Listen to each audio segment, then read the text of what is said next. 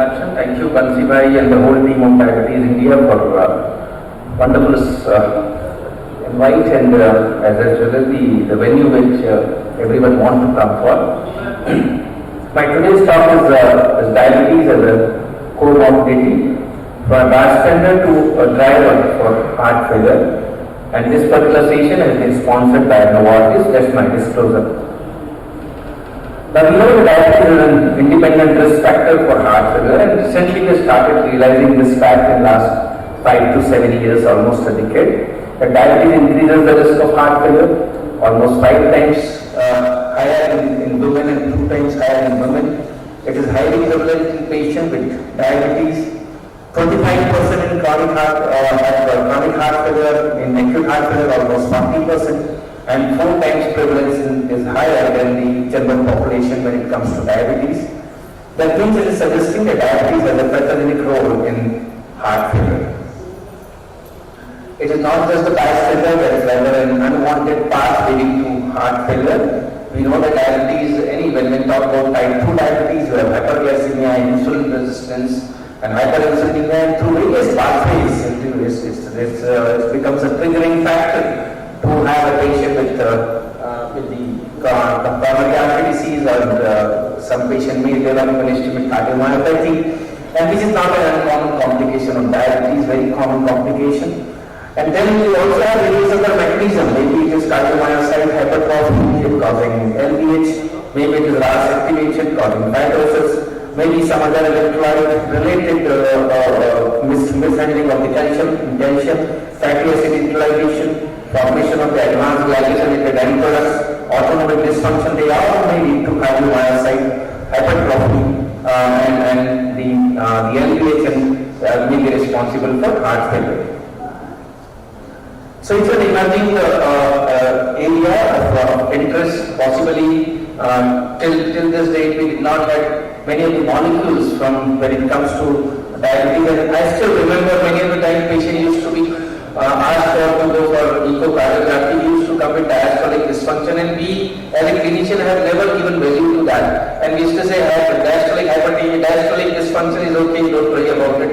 And we used to usually forget about it. Possibly we did not have any discussion, neither in-depth learning on this particular topic. So only over last around 10 to 15 years, it became evident that heart failure incidence and prevalence is high in patients with pre-diabetes as well as diabetes. It's a second frequent reason for initial clinical presentation of cardiovascular disease. The presentation with heart failure is more frequent than stable angina and non-fatal MI. So the prevalence is high, and that's why today's discussion is all going to be on diabetes and heart failure. How do we manage a case of heart failure patient with diabetes, the case study, and we'll have some concluding remark. Diabetes and heart failure, they coexist, as a strong impact on clinical management and prognosis. Now we have to be keeping your eyes open. I still remember when we got Biagisone and Rosuvastatin. That time we used to see for echocardiography, we used to see for LV function before starting glitazones, because of the awareness on this, that this drug might precipitate congestive heart failure. And from that learning, echocardiography has become one of the tool of doing in most of the patients with type 2 diabetes. But after this SGLT2 inhibitors and RB has come, our understanding has got further strengthened to be put into the clinical practice. So heart failure will reduce ejection fraction, independent predictor of the fatal and non-fatal clinical outcome in patient with type 2 diabetes. And the worst clinical status and increase all cause of cardiovascular morbidity in patient with diabetes if we have heart failure with reduced ejection fraction. So if you have HF-REF, then HF-rate, then you have in diabetes, it is one of the important parameter, important cause for increased cardiovascular morbidity. So type 2 diabetes, if you talk about the relationship with heart failure, is frequent in patient with heart failure, occurring almost 40% of the hospitalized patient for heart failure and up to 30% of those with chronic heart failure. That means almost half of the population who are admitted in the hospital with heart failure have diabetes. If you talk about the impact on the clinical outcome of heart failure in 1 year, the 7% in the risk of cardiovascular death and 27% increase in the risk of hospitalization for heart failure. So long-term mortality, as I said, about 50% among the people with heart failure have diabetes. So that means every second patient of heart failure has diabetes, and the prevalence of heart failure with diabetes tells you around 40%. And if you see whether it is all-cause mortality, cardiovascular mortality, all-cause mortality along with the hospitalization for heart failure as a combined endpoint and the hospitalization for heart failure, it goes on increasing. The hazard ratio goes above 1 when you talk about these when you compare it with diabetes versus non-diabetic. Still, the heart failure is unfortunately the frequent but the forgotten complication of diabetes. We always talk about microangiopathy, we talk about macroangiopathy, and we keep ourselves only to cardiovascular disease, but heart failure is being ignored up till now. So unmasking heart failure, making a patient with diabetes is imperative. High prevalence and the significant morbidity of heart failure mandate early in identification and to provide the appropriate and timely therapy. 50% of the individuals with left ventricular systolic dysfunction remain undiagnosed and untreated. Clinicians should not overlook diabetes patients with stable coronary artery disease, as they may present early symptoms like shortness of breath. Early diagnosis and immediate treatment can help to delay or prevent the progression of the debilitating disease. Now, we have some now guidelines for management. More and more international and global recommendations are changing, and they are now talking about the management strategies for heart failure along with the other things in diabetes, other complication of diabetes. So here is an example of Mr. Vikas, 62-year-old man with a history of diabetes since almost 2 years, so very recent onset diabetes. He is little obese, 26.6 BMI. Already on metformin and vildagliptin combination. During the regular checkup, the patient complained about the swelling on the legs, shortness of the breath, typical feature of heart failure or fluid overload. And his ejection fraction was found to be 23%. Now, such cases are not rare in our regular clinics, and we should be little, open in accepting this fact and little aggressive in evaluating such cases as a clinician. Blood sugars are well controlled. NT-proBNP is little on higher side. Systolic blood pressure was normal. eGFR is 63. Creatinine 1.15. Based on this clinical examination, he was diagnosed to have HFrEF and along with the diabetes, HFrEF.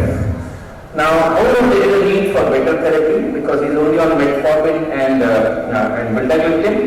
Several heart failure therapies such as beta blockers and diuretics might aggravate dysglycemia. We are aware of this.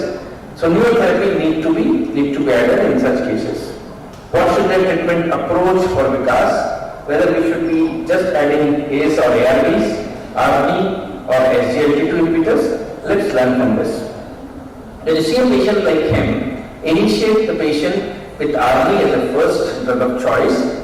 Now, ACC experts, I am not a cardiologist, but then these are the guidelines which we need to respect. ACC expert consensus guidelines 2021 says that RB, which is sacubitril and valsartan combination, is preferred RAS inhibitor over AC inhibitors or ARB for HFrEF.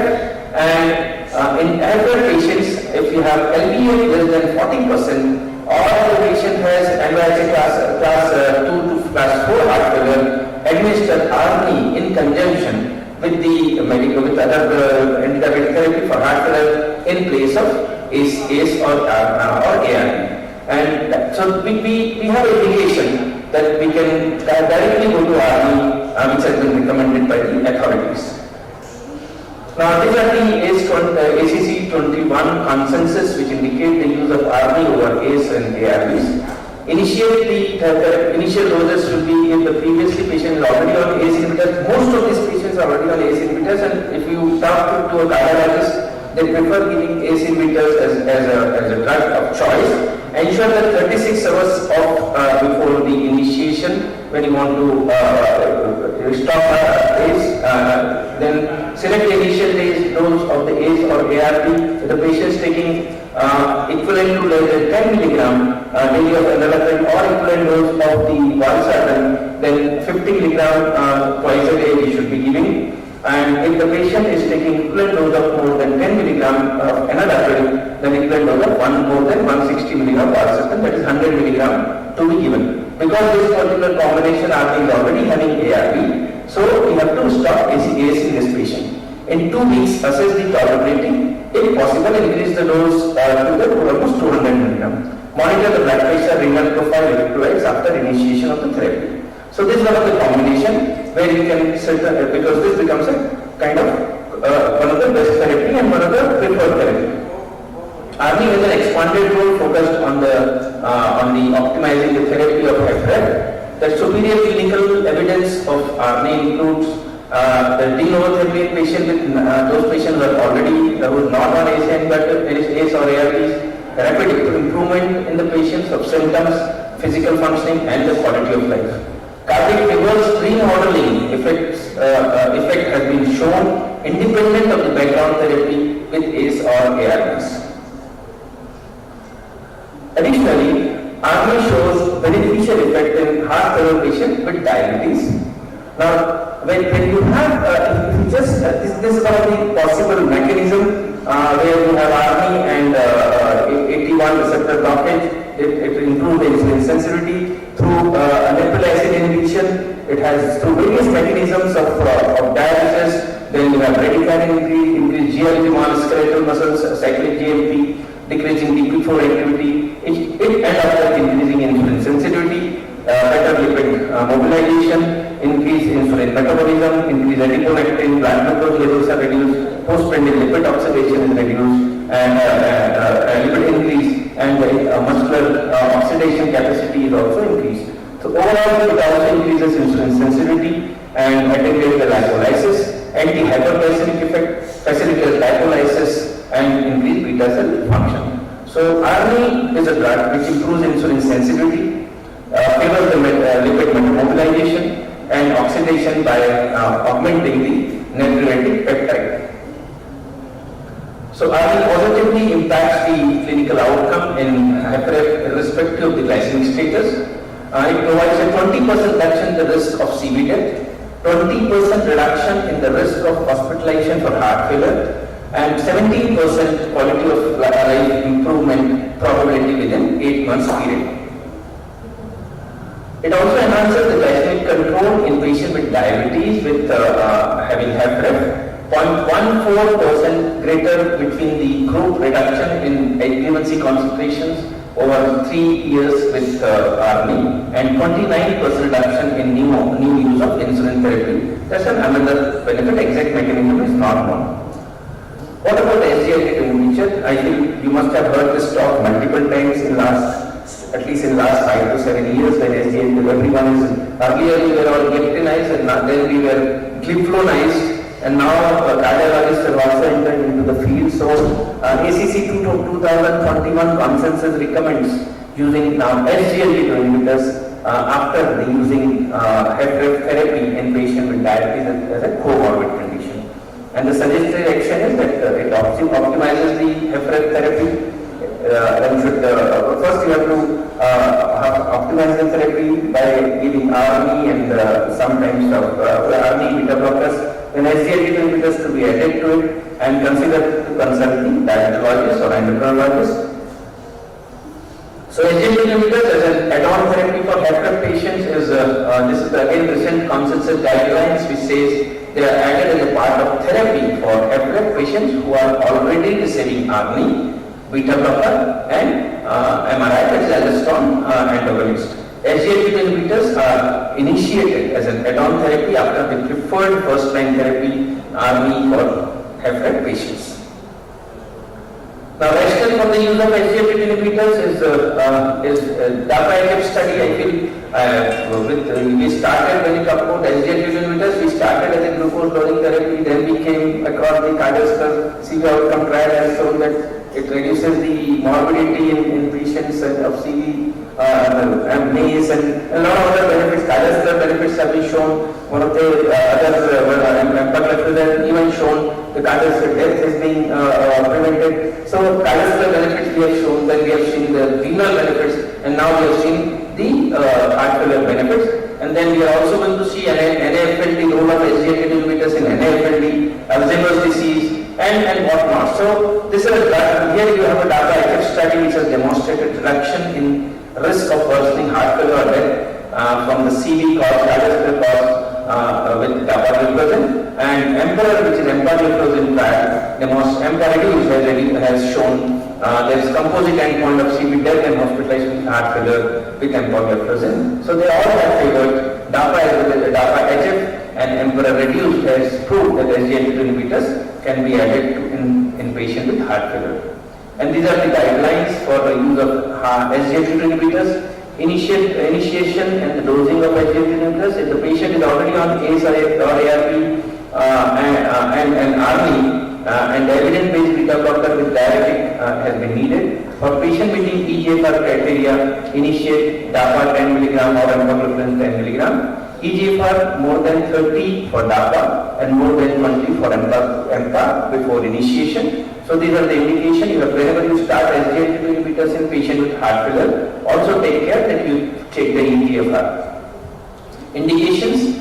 HFrEF patient with less than 40 ejection fraction with or without diabetes, or NYHA classification with class 2 to 4 heart failure, or administered in conjunction with the background therapy for heart failure and glucose-lowering therapy. I feel with this I stop here.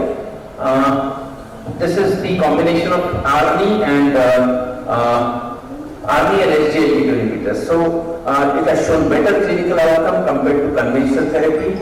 When you combine ARNI and SGLT2 together along with the other background therapy, we talk about cardiovascular death or hospitalization for heart failure, cardiovascular death, hospitalization, hospital administration for heart failure, and all-cause mortality. All of them are in favor of this combination when you give ARNI and SGLT2 inhibitors together. And it favors the comprehensive therapy. The comprehensive therapy halt or delay the clinical progression of hospitalization for heart failure compared to the conventional therapy for heart failure. The combination of ARNI and SGLT2 has shown better event-free survival in patients with HFrEF compared to conventional disease. And this is those patients who are of age 55 or those who are age above 65. In both the cohort, elderly patients as well as those who are 55, if you see the combination therapy, the comprehensive therapy has a better survival versus the conventional therapy. The combination of ARNI and SGLT has shown better overall survival in these patients. I feel. I'm in time or I have to wind up? So we are out of time, sir. We are out of time. I just 1 minute? Yes, sure. Okay. The combination of ARNI, beta blocker, MRA and SGLT2 inhibitors can be used as a new therapeutic standard in patients with HFrEF. I feel this is my last slide, so I've taken less than 1 minute now. So, if HFrEF patient with diabetes like Vikas, choose optimal glucose-lowering therapy for a better outcome. Initiate with ARNI, SGLT2 inhibitors to be added. Combination of ARNI, beta blocker, MRA, and SGLT2 inhibitors can be used as a new therapy standard in patients with HFrEF and diabetes. I feel this is what was the last slide. Thank you very much for your patience.